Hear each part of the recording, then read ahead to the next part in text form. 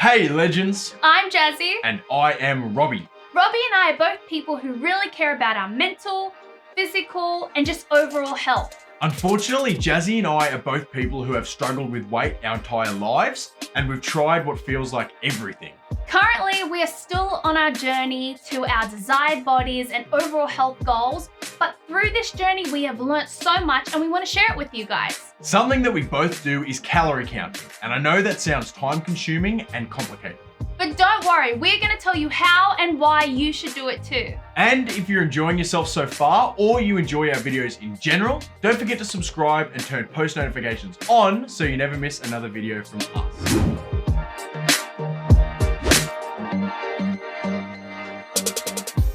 I must admit I have tried quite a few diets and I have grown up with so many allergies, so the safest foods for me was like pastas, chips, and all foods that were really high carb. Same with me, I just didn't have any of the allergies. I wasn't eating bad, I was just eating like every other kid.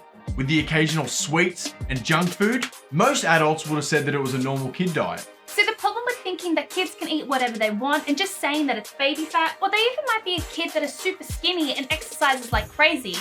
What goes into your body, no matter what age you are, is very important. Yes, and if you can develop those habits from the word go, the easier it will be. But if you are like us and have grown up like the majority of kids and unfortunately just have that body where nothing will work, this is a great video for you. Now I must state that neither of us are nutritionists or health professionals. We are simply just telling you what has worked for us and continuing to work. I think the first thing you gotta realize is you can't just go on a diet, lose all your weight, and then go back to eating whatever you want. This is actually a lifestyle change and must be something that you continue to do for the rest of your life. Trust us, once you stick to a healthy lifestyle and maintain it, it'll definitely become easier. The crazy thing is, once you've reached your desired weight and body goals, you can actually incorporate more food into your diet. The simple fact is, if you don't want to gain any weight, you have to burn more than you eat. Calories in must equal calories out. Calories are a way to measure energy, and everything that you eat has calories in it. If you count what you eat, then you know how much you need to burn to get rid of it. There are so many apps that you can use to do this. Personally, I use MyFitnessPal. And I use the app attached to my Fitbit smartwatch. Now, smartwatches are great because they actually track how many calories you burn. Everyone burns a different level of calories, and your body actually burns calories throughout the day just by doing nothing. So you have the calories that you burn through doing nothing, and then you also have the calories that you burn through physical activity. This is why something like a Fitbit or smartwatch is great, because they can give you a fairly accurate reading on how much your body burns. Now, they do have websites and calculators that you can use to get this, but I reckon the fitness trackers are more accurate. Now, the math is very simple. If I burn 2,500 calories per day, I can either eat 2,500 calories to maintain my weight or eat less and be in a calorie deficit. It really doesn't matter what diet you're on. The simple fact is, if you're going to eat more than you burn, you're gonna gain weight. As simple as it sounds, I actually didn't know this before. I was on a low carb diet, which was very similar to a keto diet, and just eating heaps of fat. So like 100 grams of cheese was so much more compared to the calories in a vegetable. And no wonder I wasn't losing any weight. This is why we count the calories that we eat and also the calories that we burn.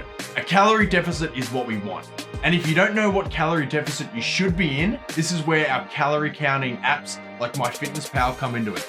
You just add your age, height, weight, etc. and it allows you to set goals for yourself to either gain or lose weight. If you're just starting out, I recommend starting with a 500 calorie deficit.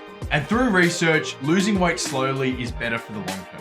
So all this talk about calories and calorie deficits, let's actually get into how you actually do it. First step is to get your phone out and download a calorie tracking app. You can even take this a step further and get a Fitbit like me and just use their attached app. Once you have signed up, make sure you have a good look at the app you have chosen. And if you're gonna take this seriously, get yourself a kitchen food scale so you can accurately measure your food. I can't tell you how important it is to track everything that you eat. And if you don't, you're just cheating yourself.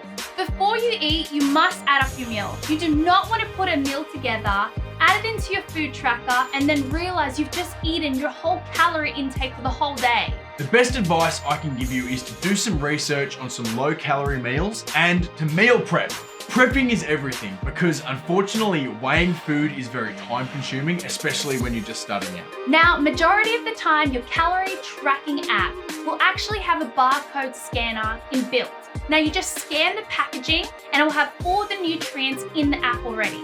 And if it doesn't, you'll have to add a custom food with all the nutrients in it. You can find all the nutrients on the label of every product.